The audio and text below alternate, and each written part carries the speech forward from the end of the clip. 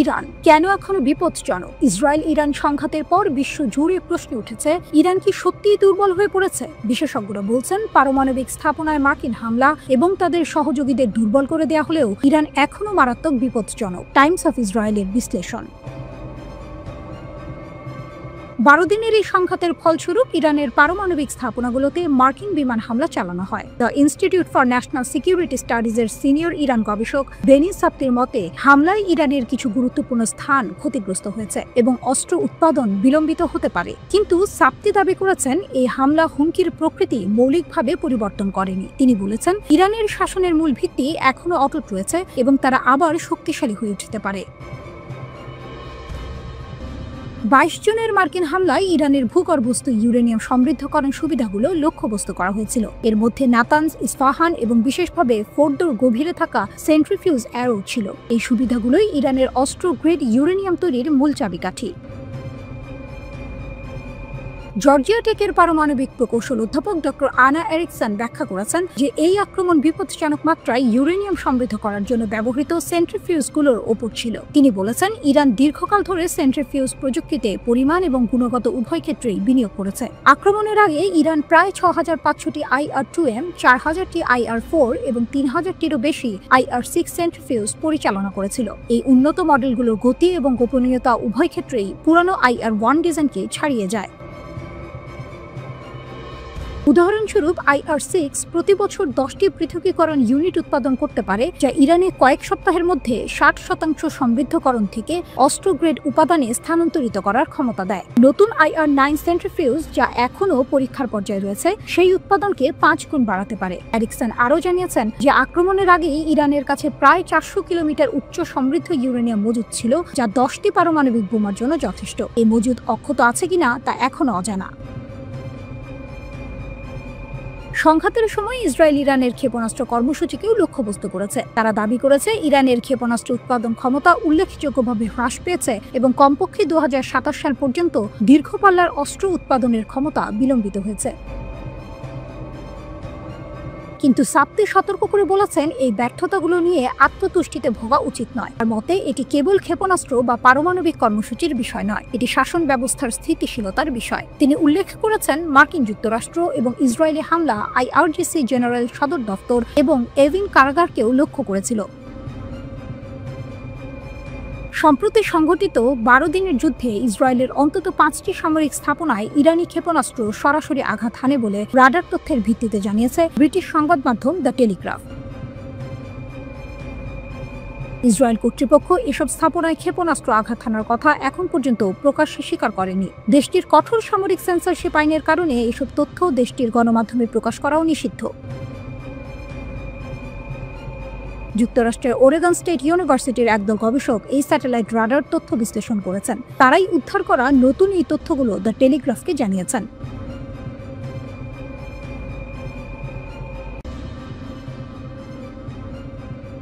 মার্কিন হামলা সত্ত্বেও ইরান এখনও পারমাণবিক অস্ত্র চায়, এক বিশেষজ্ঞের ভয়ঙ্কর সতর্কবার্তা। আমেরিকা আর ইসরায়েলের একের পর এক হামলা সত্ত্বেও ইরান কি এখনও পারমাণবিক অস্ত্রের স্বপ্ন দেখছে? একজন শীর্ষ নিরাপত্তা বিশেষজ্ঞের সতর্কবার্তা কিন্তু তেমনই ইঙ্গিত দিচ্ছে। তিনি বলছেন, ইরানের সবচেয়ে বিপজ্জনক ক্ষমতা হলো কূটনীতিকে নিজেদের স্বার্থে ব্যবহার করা, আর এর লক্ষ্য একটাই, পারমাণবিক অস্ত্রের চূড়ান্ত লক্ষ্য। ফাউন্ডেশন ফর ডিফেন্স অব ডেমোক্রেসিজের ইরান প্রোগ্রামের senior director Behnam Ben Taleblu Fox News ডিজিটালকে বলেছেন, ইরানের পরবর্তী পদক্ষেপ হবে মেরামত, পুনর্গঠন এবং নতুন করে সবকিছু সাজানো। কিন্তু প্রশ্ন হলো, তারা এটা কিভাবে করবে? আন্তর্জাতিক সম্প্রদায়ের সাথে ফ্লার্ট করে নাকি সম্পূর্ণ অন্ধকারে চলে গিয়ে? এটা এখনো দেখার বাকি, তিনি যোগ করেন। গত মাসে ইরানের পারমাণবিক কর্মসূচিতে মার্কিন যুক্তরাষ্ট্র এবং ইসরায়েলের হামলার পর ফোর্দো, ইস্পাহান এবং নাতানজ পারমাণবিক স্থাপনা গুরুতরভাবে ক্ষতিগ্রস্ত হয়েছে বলে সরকারি মুখপাত্র ফাতেমে মোহেজেরানি নিশ্চিত করেছেন। তবে ক্ষতির পরিমাণ নিয়ে সন্দেহ রয়েছে, বিশেষ করে হামলার আগে ইরান কঠোর সুরক্ষিত স্থাপনা থেকে কোনো সমৃদ্ধ ইউরেনিয়াম বা সেন্ট্রিফিউজ সরিয়ে নিতে সক্ষম হয়েছিল কিনা তা নিয়ে প্রশ্ন উঠছে। যদিও ট্রাম্প প্রশাসন দাবি করেছে যে তারা 3টি স্থাপনা নিশ্চিহ্ন করে দিয়েছে, ইসরায়েলি কর্মকর্তারা বলছেন তারা পরিস্থিতি নিবিড়ভাবে পর্যবেক্ষণ করছেন। মার্কিন যুক্তরাষ্ট্র এবং ইসরায়েলের বিশেষজ্ঞরা বিশ্বাস বিশ্বাস করেন ইরান এখনও বাংকার ধ্বংসকারী বোমা থেকে ক্ষতির পরিমাণ মূল্যায়ন করছে এবং তারা যতটা সম্ভব পুনরুদ্ধার ও মেরামত করার চেষ্টা করবে, যার অর্থ তারা সময় কিনতে চাইবে। বেন তালেবলু বলেছেন, নিঃসন্দেহে সরকার এখনও একটি কূটনৈতিক কৌশল তৈরি করবে যা কাউকে আটকে রাখার জন্য এবং এই সরকারের জন্য যতটা সম্ভব সময় বের করার জন্য ডিজাইন করা হবে। রাষ্ট্রপতি ডোনাল্ড ট্রাম্প আলোচনা শুরু হতে পারে বলে ইঙ্গিত দিলেও ইরান এখনই আলোচনার জন্য তাড়াহুড়ো করতে নারাজ। ইরানি পররাষ্ট্রমন্ত্রী আব্বাস আরাকচি সিবিএস নিউজকে এক সাক্ষাৎকারে বলেছেন, আমি মনে করি না যে আলোচনা এত তাড়াতাড়ি পুনরায় শুরু হবে। কূটনীতির দরজা কখনোই বন্ধ হবে না। বেন তালেবলু যুক্তি দিয়েছেন যে তেহরান সম্ভবত আবারও IAEA-তে প্রবেশাধিকার সীমিত করার চেষ্টা করবে, কারণ তারা যে কোনো দর কষাকষির কৌশল ধরে রাখতে চাইবে। তার মতে ইরানের পরবর্তী পদক্ষেপ এবং সম্ভবত এই মুহূর্তে সবচেয়ে বিপজ্জনক ক্ষমতা হল এর কূটনৈতিক ক্ষমতা। তিনি বলেন, এটি শাসক গোষ্ঠীর ক্ষমতা যে হয় দুর্বল হাতে আলোচনায় প্রবেশ করে এবং শক্তিশালী হাতে চলে যায়, অথবা তার প্রতিপক্ষের সামরিক বিজয়কে রাজনৈতিক বিজয়ে পরিণত হতে বাধা দেওয়ার চেষ্টা করে। যদি মার্কিন যুক্তরাষ্ট্র এবং ইরানের মধ্যে আলোচনা হয়, তা প্রত্যক্ষ বা পরোক্ষ হোক, ইরানিরা IAEA-তে প্রবেশাধিকার আটকে রাখবে। এটি ইতিমধ্যেই তাদের সবচেয়ে গুরুত্বপূর্ণ অস্ত্র, তিনি যোগ করেন। বেন তালেবলু ব্যাখ্যা করেছেন, IAEA-কে দর কষাকষির একটি মাধ্যম হিসেবে ব্যবহার করা ইরানকে কেবল তার পারমাণবিক কর্মসূচি পুনঃপ্রতিষ্ঠার জন্য সময় নষ্ট করতে সাহায্য করে না। বেন তালেবলু সতর্ক করে দিয়েছেন যে ইরান তার পারমাণবিক উচ্চাকাঙ্ক্ষা ছেড়ে দেবে না। তিনি উল্লেখ করেছেন, 1980-এর দশকে ইরাকের সাথে যুদ্ধের সময় তেহরানের নিরাপত্তা ব্যবস্থা সম্পূর্ণরূপে পরিবর্তিত হয়েছিল। তার সবকিছুই তখন থেকে শুরু হয়েছিল ব্যালিস্টিক ক্ষেপণাস্ত্র কর্মসূচি, ড্রোন কর্মসূচি, সামুদ্রিক আগ্রাসন, আন্তর্জাতিক সন্ত্রাসী যন্ত্রপাতি এবং পারমাণবিক কর্মসূচি সবই 1980-এর দশকে শুরু হয়েছিল। তিনি বলেন, এই পারমাণবিক কর্মসূচি পুনরুজ্জীবিত করে ইরান একটি চূড়ান্ত প্রতিরোধক খুঁজছিল। ইরানি শাসন ব্যবস্থার এই বিশেষজ্ঞ সতর্ক করে দিয়েছেন যে ভূ রাজনৈতিক লক্ষ্য অর্জনের জন্য ইরানের পারমাণবিক কর্মসূচি বিকাশের 40 বছরের আবেগ মার্কিন সামরিক হস্তক্ষেপের কারণে পরিবর্তিত হবে না।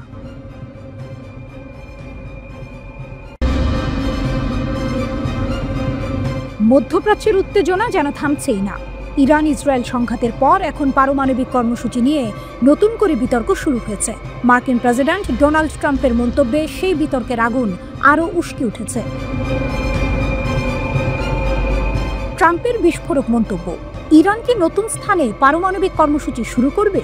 মার্কিন প্রেসিডেন্ট ডোনাল্ড ট্রাম্প এক বিস্ফোরক মন্তব্য করেছেন। এয়ারফোর্স ওয়ানে সাংবাদিকদের সঙ্গে কথা বলার সময় ট্রাম্প বলেছেন, ইরান নতুন স্থানে তাদের পারমাণবিক কর্মসূচি শুরু করতে পারে। তিনি মনে করেন, গত মাসে মার্কিন হামলার পর ইরানের পারমাণবিক কর্মসূচি স্থায়ীভাবে পিছিয়ে গেছে। তবে ট্রাম্পের শঙ্কা, যুক্তরাষ্ট্র ও ইসরায়েলের হামলার পর তেহরান নতুন স্থানে তাদের কর্মসূচি পুনরায় শুরু করতে পারে। তিনি আরও উল্লেখ করেন যে ইরান পারমাণবিক কর্মসূচি পরিদর্শনের অনুমতি দিতে বা ইউরেনিয়াম সমৃদ্ধকরণ বন্ধ করতে রাজি হয়নি। এর আগে যুক্তরাষ্ট্রের প্রতিরক্ষা দফতর পেন্টাগন জানিয়েছিল, মার্কিন বিমান হামলায় ইরানের 3টি পরমাণু স্থাপনায় পারমাণবিক কর্মসূচি 1 থেকে 2 বছর পিছিয়ে গেছে। পেন্টাগনের মুখপাত্র শন পার্নেল বলেন, হামলার লক্ষ্যবস্তু হওয়া 3 ইরানি পারমাণবিক স্থাপনা ধ্বংস করা হয়েছে। তার ভাষ্য, আমরা অন্তত 1 থেকে 2 বছর তাদের কর্মসূচি পিছিয়ে দিতে পেরেছি। গোয়েন্দা মূল্যায়ন এমনটাই বলছে। ইসরায়েল যুক্তরাষ্ট্রের সমন্বিত হামলা ও ক্ষয়ক্ষতি নিয়ে ভিন্ন মত। নতুন করে পরমাণু চুক্তির লক্ষ্যে ওয়াশিংটন তেহরান পরোক্ষ আলোচনার মধ্যেই 13 জুন ইসরায়েল সামরিক আগ্রাসন শুরু করে, যার লক্ষ্য ছিল ইরানের পারমাণবিক কেন্দ্র ধ্বংস করা।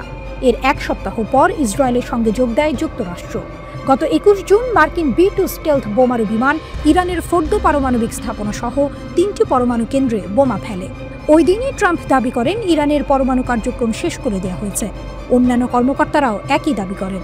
তবে মার্কিন গোয়েন্দা সংস্থাগুলোর তথ্যে ক্ষয়ক্ষতি নিয়ে ভিন্নতা দেখা গেছে।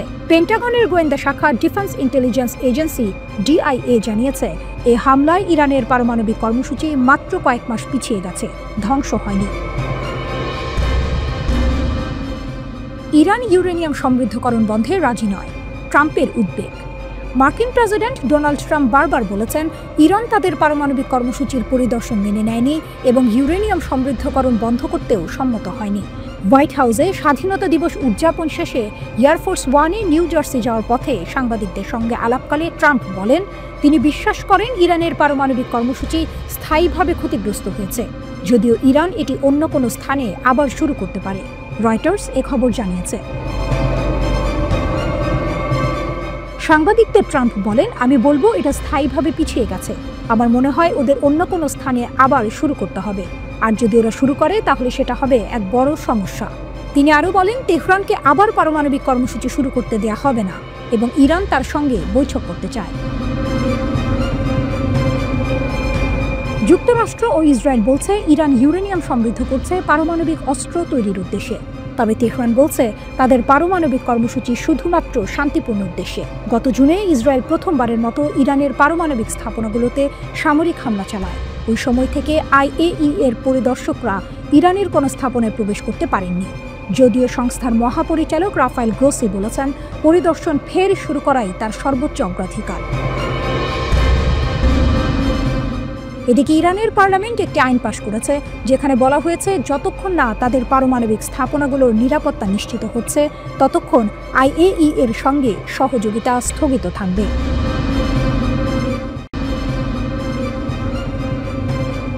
বিশ্ব অর্থনীতির এক গুরুত্বপূর্ণ ধমনী হরমুজ প্রণালী। এই পথ দিয়েই বিশ্বের মোট জ্বালানি তেল ও গ্যাসের প্রায় 1/5 পরিবাহিত হয়। হঠাৎ করেই এই প্রণালীর নিরাপত্তা নিয়ে নতুন করে উদ্বেগ দেখা দিয়েছে, কারণ যুক্তরাষ্ট্র জানতে পেরেছে ইরান নাকি হরমুজ প্রণালীতে সমুদ্র মাইন পাতার প্রস্তুতি নিচ্ছিল। এই উদ্বেগের মূলে রয়েছে এক গোপন গোয়েন্দা তথ্য। জুন মাসে পারস্য উপসাগরে ইরানের নৌযানগুলোতে সামুদ্রিক মাইন ওঠানোর খবর পেয়েছে যুক্তরাষ্ট্র। মার্কিন কর্তৃপক্ষ আশঙ্কা করছে ইসরায়েলের হামলার জবাবে হরমুজ প্রণালী অবরোধ করার জন্য তেহরান এই পদক্ষেপ নিচ্ছিল। 2 উচ্চপদস্থ মার্কিন কর্মকর্তা নাম প্রকাশ না করার শর্তে রয়টার্সকে এই তথ্য জানিয়েছেন। তাদের মতে গত 13ই জুন ইরানে ইসরায়েলের ক্ষেপণাস্ত্র হামলার পরই এই অজানা প্রস্তুতির বিষয়টি ধরা পড়ে। তবে এই মাইনগুলো এখনো ব্যবহার করা হয়নি, কিন্তু এই প্রস্তুতি স্পষ্ট ইঙ্গিত দেয় যে বিশ্বের অন্যতম ব্যস্ত এই বাণিজ্য পথ বন্ধ করার বিষয়ে ইরান এবার সত্যি বেশ সিরিয়াস ছিল। যদি এমনটা ঘটত তাহলে ইরান ইসরায়েল উত্তেজনা আরও ভয়াবহ রূপ নিত এবং বিশ্ব বাণিজ্যে বড় ধরনের নেতিবাচক প্রভাব পড়ত। হরমুজ প্রণালী বন্ধ হলে বিশ্ববাজারে জ্বালানির দাম রকেটের গতিতে বাড়ত, যা এক অর্থনৈতিক বিপর্যয় ডেকে আনত।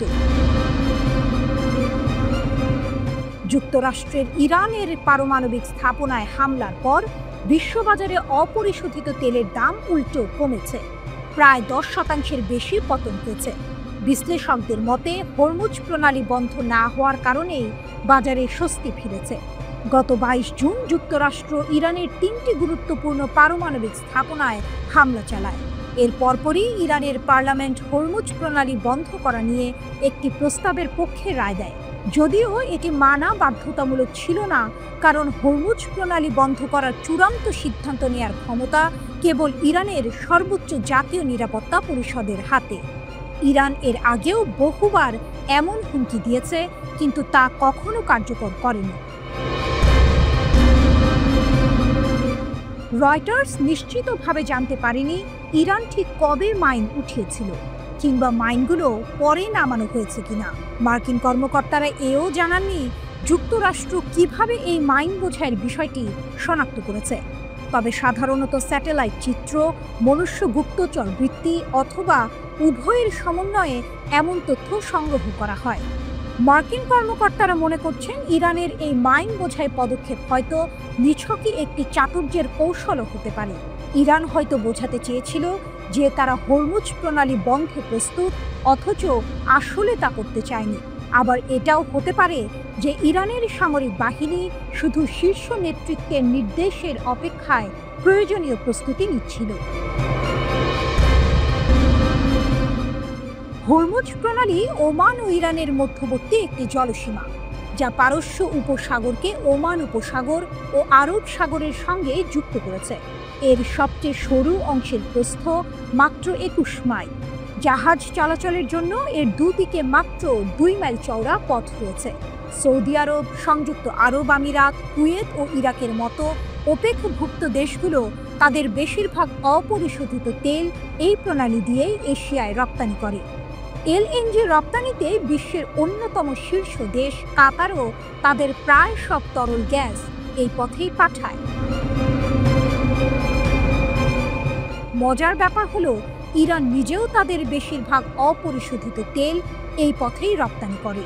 তাই প্রণালী বন্ধ করলে তেহরানের নিজেরই বড় ক্ষতির আশঙ্কা থাকে। এরপরও ইরান বহু বছর ধরে প্রণালী বন্ধের প্রস্তুতিতে বিপুল সম্পদ ব্যয় করে আসছে। ২০১৯ সালের তথ্য অনুযায়ী ইরানের কাছে ৫,০০০-এর বেশি সামুদ্রিক মাইন ছিল, যা ছোট ও দ্রুতগামী নৌযানের মাধ্যমে দ্রুত স্থাপন করা সম্ভব।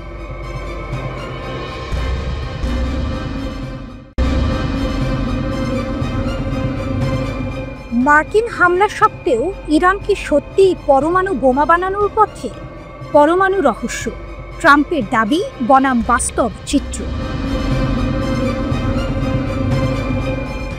ডোনাল্ড ট্রাম্প দাবি করেছিলেন মার্কিন হামলায় ইরানের পারমাণবিক স্থাপনাগুলো পুরোপুরি ধ্বংস হয়ে গেছে।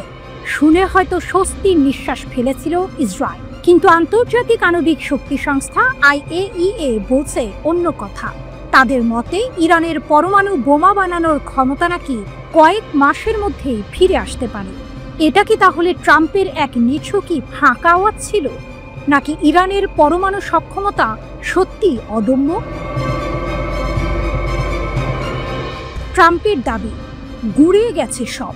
গত ১৩ই জুন যখন ইসরায়েল ইরানের পারমাণবিক ও সামরিক ঘাঁটিতে হামলা শুরু করে, তখন উদ্দেশ্য ছিল একটাই, ইরানকে পারমাণবিক অস্ত্র তৈরি থেকে বিরত রাখা। এরপর যুক্তরাষ্ট্র যোগ দেয় এই হামলায়, তেহরানের ৩টে গুরুত্বপূর্ণ পারমাণবিক স্থাপনাকে লক্ষ্য করে। হামলার পর মার্কিন প্রেসিডেন্ট ডোনাল্ড ট্রাম্প দাবি করেন, তাদের হামলায় ইরানের পারমাণবিক কর্মসূচি নাকি কয়েক বছর পিছিয়ে গেছে। তার কথায় ছিল এক প্রকার আত্মবিশ্বাসের সুর, যেন ইরান আর কখনো পরমাণু বোমা বানানোর কথা ভাবতেও পারবে না। IAEA এর চমকপ্রদ তথ্য পুরোটা শেষ হয়নি, কিন্তু এই আত্মবিশ্বাসের মূলে কুঠারাঘাত করলেন আন্তর্জাতিক আণবিক শক্তি সংস্থার IAEA প্রধান রাফায়েল গ্রোসি। তিনি CBS নিউজকে দেয়া এক সাক্ষাৎকারে স্পষ্ট জানিয়েছেন, যুক্তরাষ্ট্র এবং ইসরায়েলের হামলায় ইরানের পারমাণবিক স্থাপনাগুলোর মারাত্মক ক্ষতি হলেও তা সম্পূর্ণ ধ্বংস হয়নি। গ্রোসি বলেন, আসলে কেউই দাবি করতে পারে না যে সবকিছু পুরোপুরি ধ্বংস হয়ে গেছে এবং সেখানে আর কিছুই নেই। তার মতে ইরান এখনও শিল্প এবং প্রযুক্তিগতভাবে এতটাই সমৃদ্ধ যে তারা চাইলে কয়েক মাসের মধ্যেই কয়েকটি সেন্ট্রিফিউজ চালু করতে পারে এবং সমৃদ্ধ ইউরেনিয়াম উৎপাদন শুরু করতে পারে।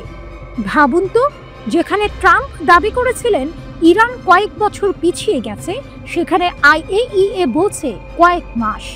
এই পার্থক্যটা কি অবিশ্বাস্য নয়? ইউরেনিয়াম রহস্য গেল কোথায়? আরও একটি বড় প্রশ্ন হলো, হামলার আগে ইরান তাদের উচ্চমাত্রায় সমৃদ্ধ ইউরেনিয়াম সরিয়ে নিতে পেরেছিল কিনা। গ্রোসি এই বিষয়ে অস্পষ্টতা রেখে গেছেন।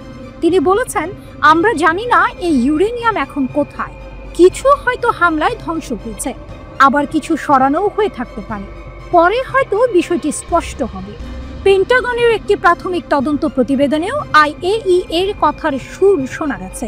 সেখানে বলা হয়েছিল, যুক্তরাষ্ট্রের হামলায় ইরানের পারমাণবিক কর্মসূচি হয়তো কেবল কয়েক মাস পিছিয়ে দেওয়া গেছে, কয়েক বছর নয়। ভবিষ্যৎ কি? এই তথ্যগুলো থেকে একটা বিষয় স্পষ্ট, ইরানের পারমাণবিক সক্ষমতাকে পুরোপুরি নির্মূল করা সম্ভব হয়নি। তাহলে কি ট্রাম্পের দাবি ছিল শুধুই রাজনৈতিক কৌশল, নাকি ইরানের সামরিক প্রযুক্তি এতটাই উন্নত যে এমন হামলাতেও তাদের মূল সক্ষমতা অক্ষত থাকে? ইরান বরাবরই পারমাণবিক অস্ত্র তৈরির অভিযোগ অস্বীকার করে এসেছে। এখন দেখার পালা ইরান সত্যি কয়েক মাসের মধ্যে ইউরেনিয়াম সমৃদ্ধকরণ শুরু করে কিনা এবং বিশ্ব শক্তিগুলো তখন কি পদক্ষেপ নেয়। পরিস্থিতি কি আরো জটিল হবে নাকি আলোচনার মাধ্যমে এর সমাধান হবে?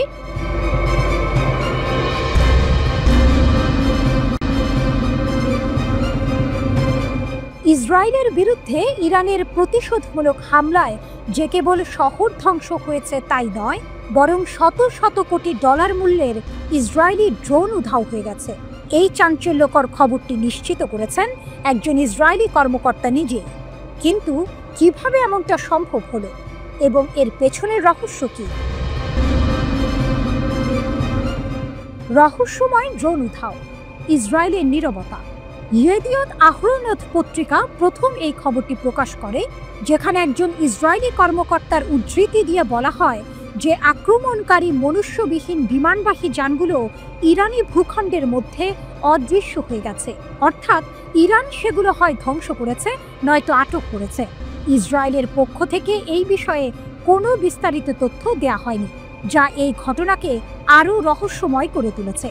সাধারণত ইসরায়েল তাদের সামরিক সক্ষমতা নিয়ে বেশ মুখর থাকে, কিন্তু এই ক্ষেত্রে তাদের নীরবতা অনেক প্রশ্ন তৈরি করেছে।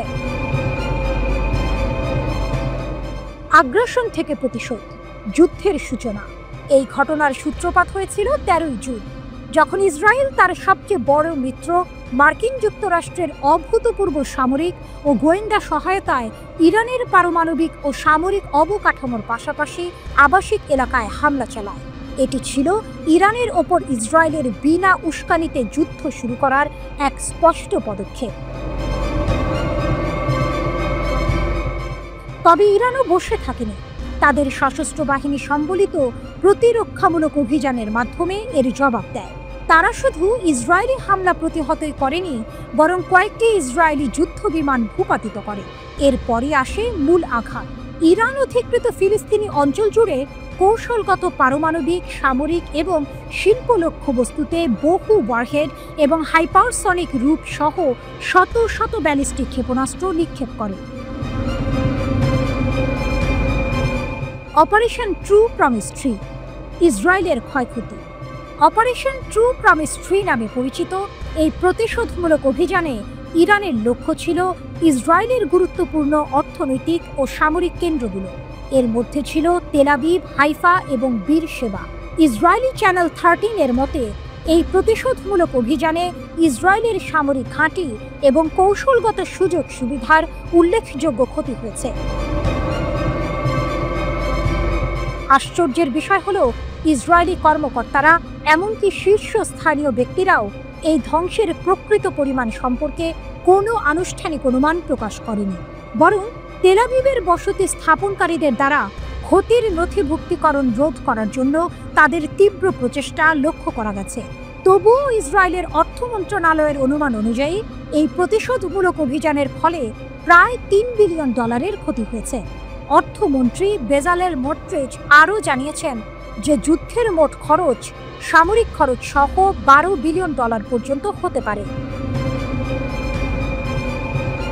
এক টেলিভিশন সাক্ষাৎকারে ইরানের একজন জ্যেষ্ঠ commander, Islamic revolutionary guards corps IRGCর সমন্বয় বিষয়ক deputy commander brigadier general Mohammad Reza Naqdi জোর দিয়ে বলেছেন, ইসরায়েলের বিরুদ্ধে যুদ্ধে ইরান তাদের প্রতিরক্ষা শক্তির মাত্র 5%-এরও কম ব্যবহার করেছে। তিনি বলেন, ইরানের বিরুদ্ধে পাল্টা হামলার সময় আমাদের দেশের প্রতিরক্ষা ক্ষমতার 5%-এরও কম আসলে সক্রিয় হয়েছিল। তিনি আরও ব্যাখ্যা করেন, সক্রিয় বলতে আমি ব্যয় বোঝাচ্ছি না। এর অর্থ কেবল আমাদের প্রতিরক্ষা ইউনিটের 5% শত্রুর সাথে জড়িত হয়ে পড়েছিল।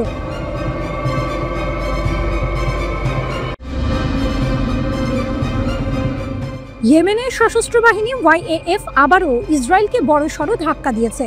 এবার তাদের জুলফিকার ক্ষেপণাস্ত্র সরাসরি আঘাত হেনেছে বীরশেবার একটি সংবেদনশীল ইসরায়েলি সামরিক লক্ষ্যবস্তুতে।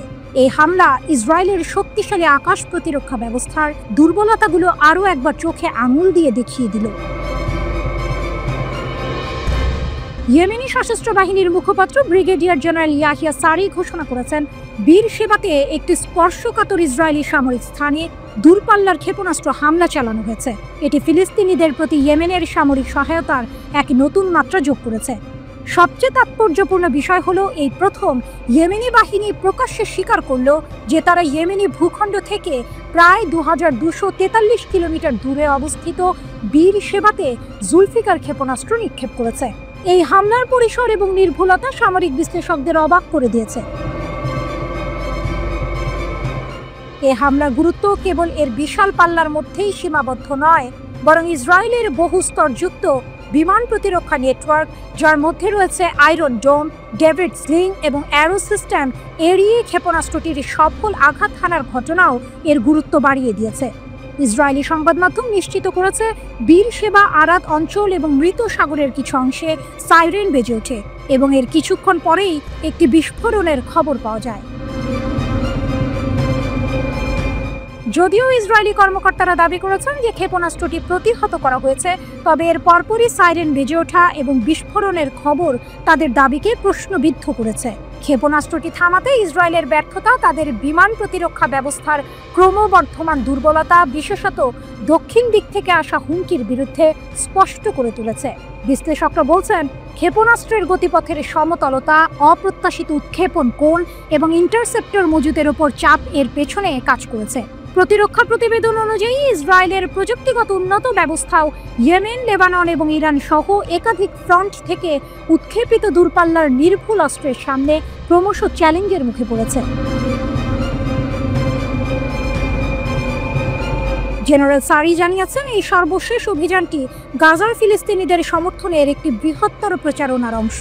গত সপ্তাহেও ইয়েমেনি বাহিনী ব্যালিস্টিক ক্ষেপণাস্ত্র এবং ড্রোন ব্যবহার করে বীর সেবা, ইয়াফা এবং হাইফায় ইসরায়েলি সামরিক ও কৌশলগত স্থাপনাগুলিতে একাধিক হামলা চালিয়েছে। সারির দাবি অনুযায়ী এই সব হামলা তাদের লক্ষ্যবস্তুতে নির্ভুলভাবে আঘাত করেছে এবং তাদের কাঙ্ক্ষিত ফলাফল অর্জন করেছে। সারি দৃঢ়ভাবে বলেছেন, অনুগত ইয়েমেন কখনোই ফিলিস্তিনি জনগণের প্রতি তার ধর্মীয়, নৈতিক এবং মানবিক বাধ্যবাধকতা ত্যাগ করবে না, পরিণতি যাই হোক না কেন। তিনি পুনরায় নিশ্চিত করেছেন যে ইসরায়েলি আগ্রাসন শেষ না হওয়া এবং অবরোধ প্রত্যাহার না হওয়া পর্যন্ত গাজার সাথে সংহতি জানিয়ে সামরিক অভিযান অব্যাহত থাকবে।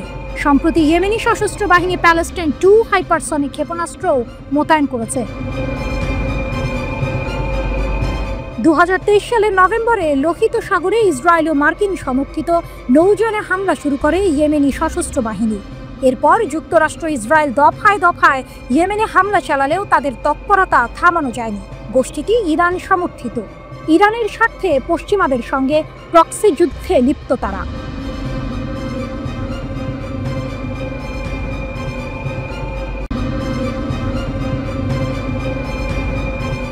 ঘোষণা করেছে তাদের শক্তিশালী সামরিক পদক্ষেপ ইসরায়েলকে একতরফাভাবে আগ্রাসন বন্ধ করতে বাধ্য করেছে। ইরানের supreme national security council SNSC এর সচিবালয় বলেছে যে ইরানের সশস্ত্র বাহিনীর দৃঢ় ও শক্তিশালী প্রতিক্রিয়ার পর ইসরায়েলি সরকার একতরফাভাবে ইসলামিক প্রজাতন্ত্রের বিরুদ্ধে তাদের আগ্রাসন বন্ধ করতে বাধ্য হয়েছে।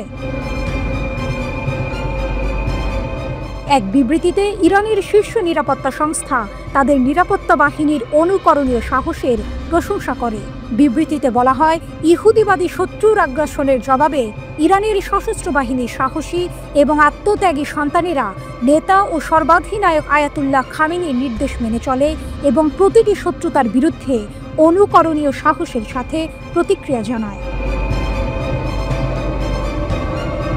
24 জুন সকালে মার্কিন প্রেসিডেন্ট ডোনাল্ড ট্রাম্পের ঘোষণা অনুযায়ী ইসরায়েল তাদের আগ্রাসন বন্ধের বিষয়টি নিশ্চিত করার পরই বিবৃতি আসে। ইরানের পররাষ্ট্রমন্ত্রী আব্বাস আরাকচি বলেছিলেন যে তেহরান তার প্রতিশোধমূলক আক্রমণ বন্ধ করবে যদি ইসরায়েলি সরকার ইরানি জনগণের বিরুদ্ধে তাদের অবৈধ আগ্রাসন বন্ধ করে।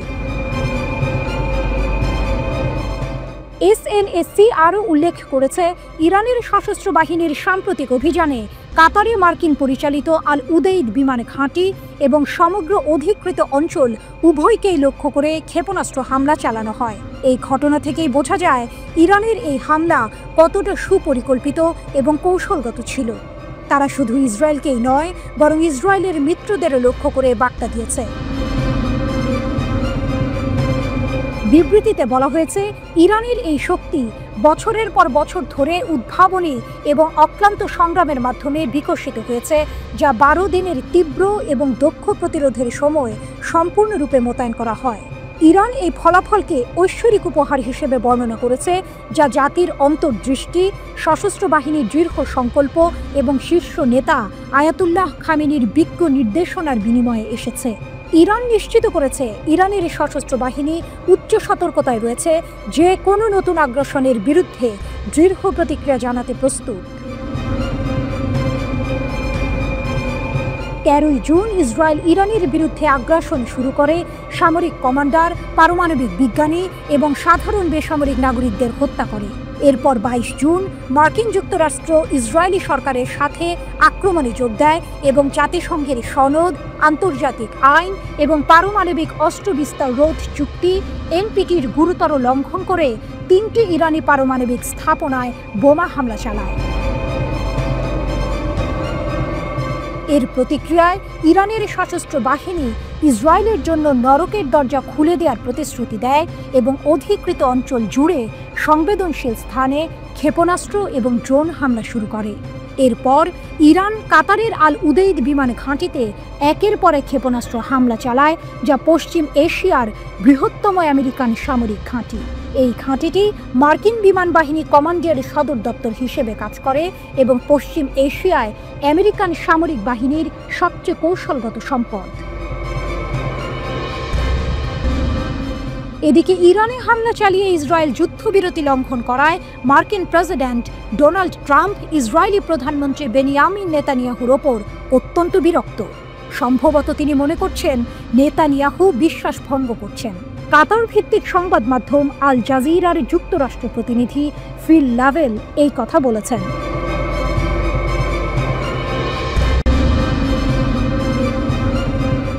$11 দিনে $800 মিলিয়ন ধার পড়ল। ইসরায়েলকে বাঁচাতে গিয়ে আমেরিকার অস্ত্রের ভাণ্ডারে টান। ভাবুন তো, মাত্র 11 দিনে একটা দেশ তার প্রায় $1 বিলিয়ন সবচেয়ে অত্যাধুনিক ক্ষেপণাস্ত্র ব্যবস্থা খরচ করে ফেলেছে। শুনতে অবিশ্বাস্য লাগলেও ইরান ইসরায়েলি সংঘাতের তীব্রতার মধ্যে এমনটাই ঘটেছে বলে দাবি করা হচ্ছে। আর এই ঘটনার মূল নায়ক হলো মার্কিন যুক্তরাষ্ট্র।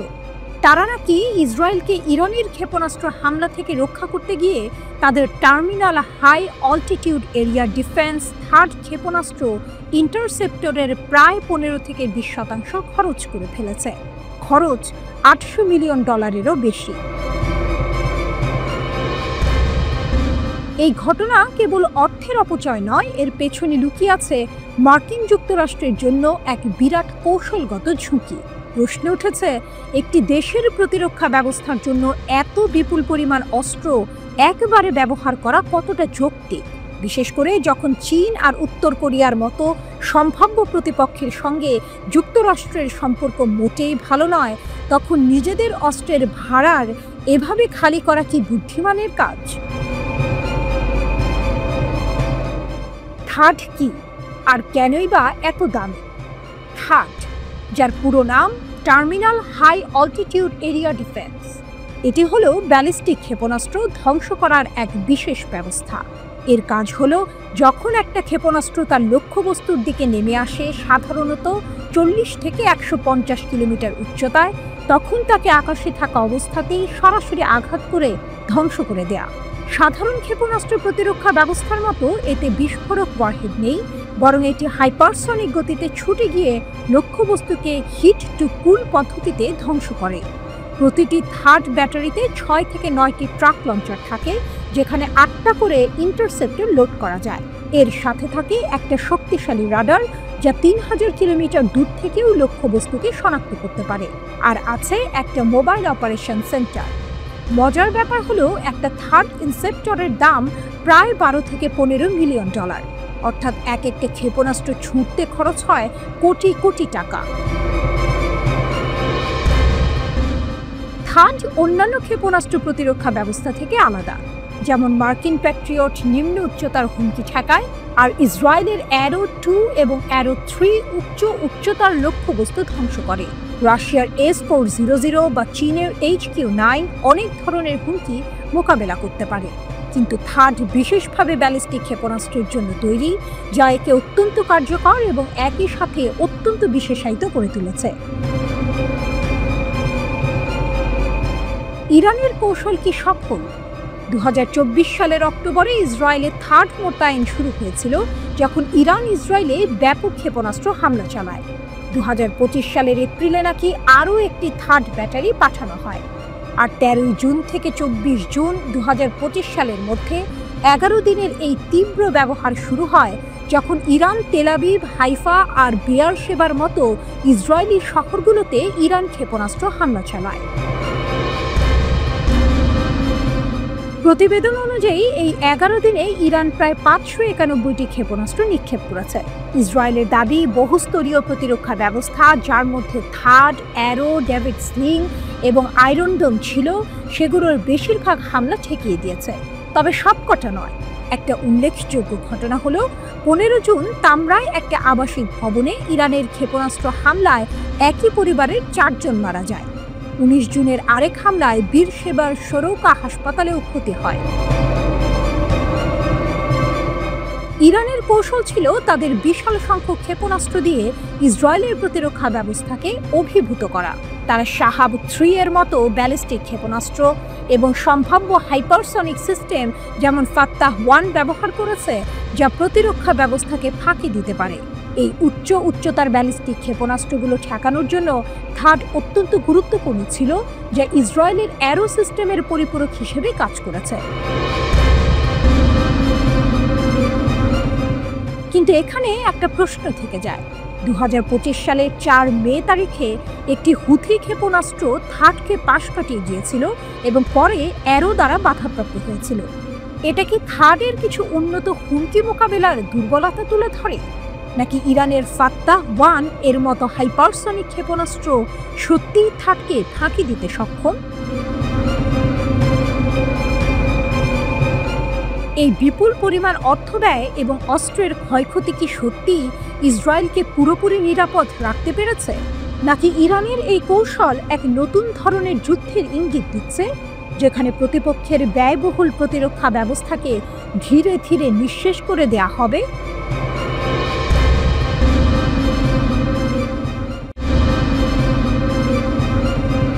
ইরান ইসরায়েল উত্তেজনার রেশ কাটতে না কাটতেই আবারও আলোচনার কেন্দ্রে চলে এসেছে ইরানের পরমাণু কর্মসূচি। এবার আর ফোর্দো নয়, বিশ্ববাসীর নজর এখন মধ্য ইরানের ইস্পাহানের ভূগর্ভে। সেখানেই লুকিয়ে আছে তেহরানের সবচেয়ে গোপন এবং দুর্ভেদ্য পারমাণবিক ঘাঁটি, যেখানে রয়েছে ইরানের সমৃদ্ধ ইউরেনিয়ামের সবচেয়ে বড় মজুদ। ইস্পাহানের গোপন রহস্য। ওয়াশিংটনের সামরিক ও গোয়েন্দা কর্মকর্তারা দাবি করেছেন, ইস্পাহানের এই ঘাঁটিতে ইরান তার ইউরেনিয়ামের প্রায় 60% মজুত করে রেখেছে। মার্কিন কর্মকর্তারা স্বীকার করেছেন, ইস্পাহান পারমাণবিক স্থাপনায় হামলায় যুক্তরাষ্ট্র শক্তিশালী বাংকার বাস্টার বোমা ব্যবহার করেনি, কারণ এই স্থাপনাটি এতটাই গভীরে যে এই ধরনের বোমাও সেখানে কার্যকর হতো না।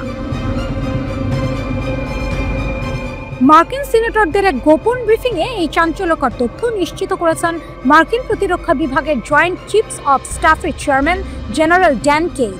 মার্কিন সংবাদ মাধ্যম CNN এই খবর জানায়। মার্কিন কর্মকর্তারা বিশ্বাস করেন, স্থাপনাটির ভেতরের অংশ, যেখানে ইরানের প্রায় 60% সমৃদ্ধ ইউরেনিয়াম মজুদ রয়েছে, তা এতটাই গভীরে অবস্থিত যে সেগুলো ধ্বংস করা এই বোমার পক্ষেও সম্ভব হতো না। হামলার কৌশল। বাংকার বাস্টার নয়, টমাহক। সাধারণত যুক্তরাষ্ট্রের B-2 বোমারু বিমান থেকে ফোর্দো ও নাতাঞ্জ স্থাপনার উপর ডজন খানেক বাংকার বাস্টার ফেলা হলেও ইস্পাহানে কেবল সাবমেরিন থেকে ছোড়া টমাহক ক্ষেপণাস্ত্রের মাধ্যমে আঘাত করা হয়েছে। এই ভিন্ন কৌশলই বলে দিচ্ছে ইস্পাহানের দুর্ভেদ্যতার গল্প। জেনারেল কেইনের পাশাপাশি প্রতিরক্ষা সচিব পিট হেগসেট, পররাষ্ট্রমন্ত্রী মার্কো রুবিও এবং মার্কিন গোয়েন্দা সংস্থা CIA এর পরিচালক জন র্যাডক্লিফস এই ব্রিফিংয়ে উপস্থিত ছিলেন। সিআইএ জানিয়েছে ইরানের সবচেয়ে গুরুত্বপূর্ণ সমৃদ্ধ ইউরেনিয়ামের মজুদ ইস্পাহান ও ফোর্দোতে অবস্থিত। ডেমোক্রেট সিনেটর ক্রিস মার্ফি সাংবাদিকদের জানিয়েছেন, ইরানের কিছু স্থাপনা এতটাই গভীরে যে সেখানে মার্কিন সামরিক হামলার কোনো সক্ষমতাই পৌঁছাতে পারে না। তারা তাদের মজুদের বেশিরভাগ অংশ এমন সব জায়গায় সরিয়ে নিতে সক্ষম হয়েছে যেখানে যুক্তরাষ্ট্রের বোমা হামলা কোনো ক্ষতি করতে পারবে না। ইউরেনিয়াম সরানোর বিতর্ক, ট্রাম্পের দাবি বনাম বিশেষজ্ঞদের ধারণা। এদিকে প্রতিরক্ষা সচিব পিট হেগসেট বলেছেন, মার্কিন হামলা থেকে রক্ষায় ইরান তার উচ্চমাত্রায় সমৃদ্ধ ইউরেনিয়াম অন্যত্র সরিয়ে নিয়েছে, এমন কোনো গোয়েন্দা তথ্য তার জানা নেই। মার্কিন প্রেসিডেন্ট ডোনাল্ড ট্রাম্পও দাবি করেছেন, হামলার আগে কোনো ইউরেনিয়াম সরানো হয়নি। 21 জুন ভোরে ইরানের 3টি পারমাণবিক স্থাপনায় হামলা চালায় যুক্তরাষ্ট্র। এর আগে বলা হয়েছিল 3 স্থাপনাতেই 1 ডজনেরও বেশি 30,000 পাউন্ড ওজনের বাংকার বাস্টার বোমা দিয়ে আঘাত করা হয়েছে। ইরান ইসরায়েলের যুদ্ধবিরতি হলেও ইরানের পারমাণবিক কর্মসূচি নিয়ে কয়েকদিন ধরেই চলছে তুমুল আলোচনা।